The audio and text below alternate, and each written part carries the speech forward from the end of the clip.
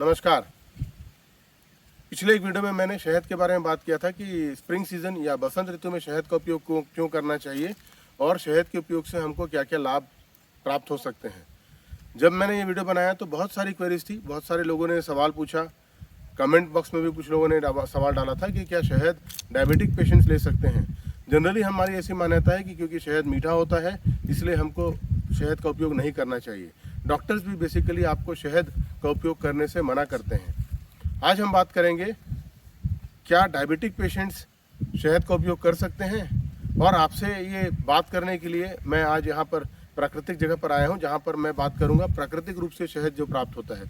ये देखिए वीडियो में आपके पास में ये नेचुरल शहद मधुमक्खी का छत्ता है, और हम जो बात करेंगे शहद के बारे में क्वालिटीज़ वो इन्हीं मधुमक्खी से प्राप्त शहद के बारे में बात करेंगे। नेचुरल या इसको हम कहेंगे रॉ हनी। जब भी किसी मेडिसिन या फूड आइटम्स के यूज़ के बारे में डिस्कस किया जाता है तो ये जानना बहुत ज़रूरी होता है कि उसको उपयोग करने से हमको फ़ायदे कितने हैं और नुकसान कितना है। ये बेसिकली आज के समय में रिसर्च का क्राइटेरिया भी है, क्योंकि कोई भी जब मेडिसिन आती है मार्केट में तो उसके पहले ये देखा जाता है कि इसके बेनिफिट्स कितने हैं और नुकसान कितना है, साइड इफेक्ट्स कितने हैं, और अगर बेनिफिट्स ज़्यादा होती है as compare to side effects के तो हम उस मेडिसिन को मार्केट में अवेलेबल कराते हैं। शहद की बात करते हैं जहाँ तक, तो शहद के लिए भी ये चीज़ बिल्कुल लागू होती है। और शहद आज के समय में हमको दो प्रकार से मिलता है। एक होता है रॉ शहद जो हमको डायरेक्टली फॉरेस्ट से या रॉ मधुमक्खी के छत्ते से मिलता है, उसमें कोई प्रोसेस नहीं किया जाता। और दूसरे जो शहद का प्रकार है वो है प्रोसेस में हर कंट्रीज के हिसाब से प्रोसेसिंग अलग अलग है। जैसे कि अगर आप फॉरेन की बात करें, यहाँ भी करें, तो पहले हनी को कलेक्ट करते हैं और उसको जैसे दूध हम पास्चराइज करते हैं उस तरह एक पर्टिकुलर टेम्परेचर में ले जाके उसको डिकंटेमिनेट करते हैं। तो जहाँ तक आप शहद की बात करते हैं, शहद के न्यूट्रिशनल वैल्यूज़ की बात करते हैं, तो शहद जनरली आज भी शहद को हम एडेड शुगर के रूप में लेबल करते हैं। इसका मतलब ये है कि ये आपके फूड में या आप जहाँ पर भी मिलाकर शहद खाते हैं वो एक्स्ट्रा शुगर है। डायबिटिक पेशेंट्स के लिए शुगर अलाउड ऑलरेडी नहीं है, और जब आप शहद को यूज़ करते हैं तो मॉडर्न रिसर्च ये कहता है कि ये भी एक एडेड शुगर का प्रकार है और इसको लेने से पहले आपको बहुत प्रिकॉशन लेना है। आयुर्वेद की बात हम नेक्स्ट में करेंगे, नेक्स्ट वीडियो में आयुर्वेद की बात करेंगे। अभी जनरली क्या रिसर्च होता है इसकी बात करेंगे। जैसे शहद है, शहद के ग्लाइसेमिक इंडेक्स की बात करते हैं। ग्लाइसेमिक इंडेक्स वो एक फिगर है जो ये बताता है कि किसी चीज़ को कंज्यूम करने के बाद वो आपके ब्लड में शुगर कितना बढ़ाता है। तो जनरली हम हनी को या शहद को शुगर के सब्सटीट्यूट में एज अ स्वीटनर यूज़ करते हैं। इसलिए जहाँ तक बात करते हैं शहद की, तो शहद का ग्लाइसेमिक इंडेक्स 58 होता है और शुगर का ग्लाइसेमिक इंडेक्स 60 होता है। बहुत कम मात्रा में सही, परंतु जब आप हनी का यूज़ करते हैं तो आपके ब्लड में sugar as compare to table sugar के या शक्कर के कंपैरिजन में थोड़ा सा कम धीरे बढ़ाता है। के सब्स्टिट्यूट के रूप में लेते हैं, परंतु शहद में भी रिच अमाउंट ऑफ शुगर और कार्बोहाइड्रेट होता है। ये जनरली ये आपको फ्रक्टोज और ग्लूकोज के फॉर्म में मिलता है, इसीलिए शहद के कैलोरीफिक वैल्यू के बारे में भी जानना जरूरी है। शहद अगर आप 20 ग्राम के आसपास लेते हैं तो उसमें जो कैलोरीज आपको मिलती है वो 64 कैलोरीज मिलती है। इसके अलावा इसमें शुगर जो है वो 17 ग्राम्स के आसपास होता है और कार्बोहाइड्रेट भी 17 ग्राम्स। जनरली शहद में प्रोटीन और फैट कंटेंट्स कम होते हैं, परंतु शहद में मल्टीपल मल्टीऑक्सीडेंट्स होते हैं बहुत सारे, और साथ में मिनरल्स और विटामिन की मात्रा भी बहुत ज़्यादा पाई जाती है। तो शहद में आपको शुगर तो बढ़ता है, लेकिन साथ ही साथ आपको एंटीऑक्सीडेंट्स और विटामिन मिनरल्स जैसे कि जिंक, आयरन, ये सब भी इसमें मिलता है। ऐसे बहुत सारे रिसर्च हुए हैं बेसिकली कि हनी का कंजम्पशन डायबिटिक पेशेंट्स को करना चाहिए या नहीं करना चाहिए, और इस रिसर्च के हमेशा मिले जुले, जैसे किसी भी रिसर्च के लिए एक मिले जुला ही रिजल्ट आता है। शहद के को लेकर भी बहुत मिला जुला रिजल्ट आया रिसर्च में।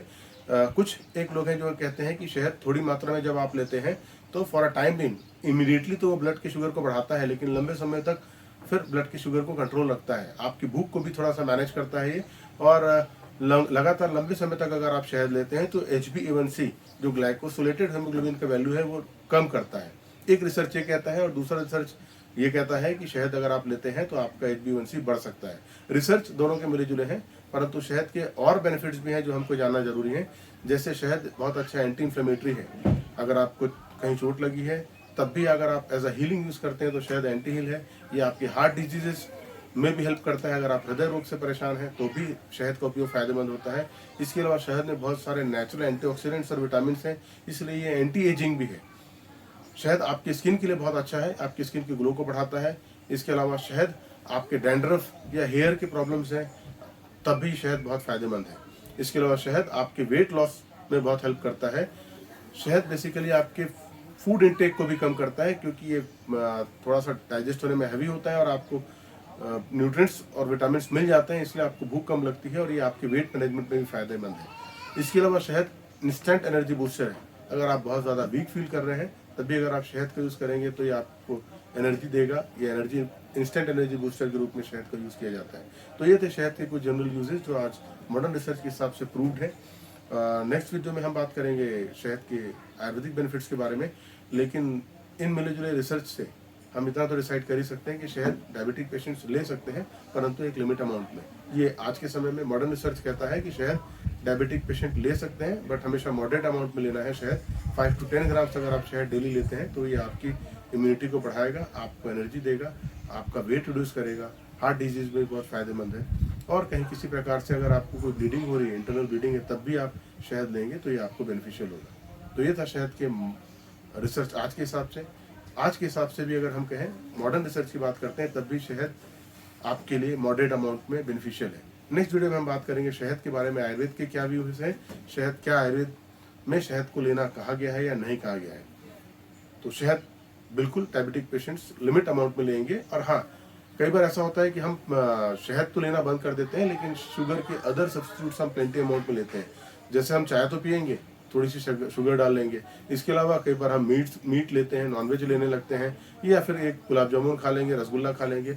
शहद को छोड़ के हम वो सभी चीज़ें खा लेते हैं जिसमें कि शुगर कहीं ना कहीं किसी न किसी रूप में मिलता है। तो मेरा अपना ये सलाह है, मेरा अपना ये विचार है कि अगर आपको शहद लेना है, मैंने आपको शहद के फायदे भी बताया और नुकसान भी बताया।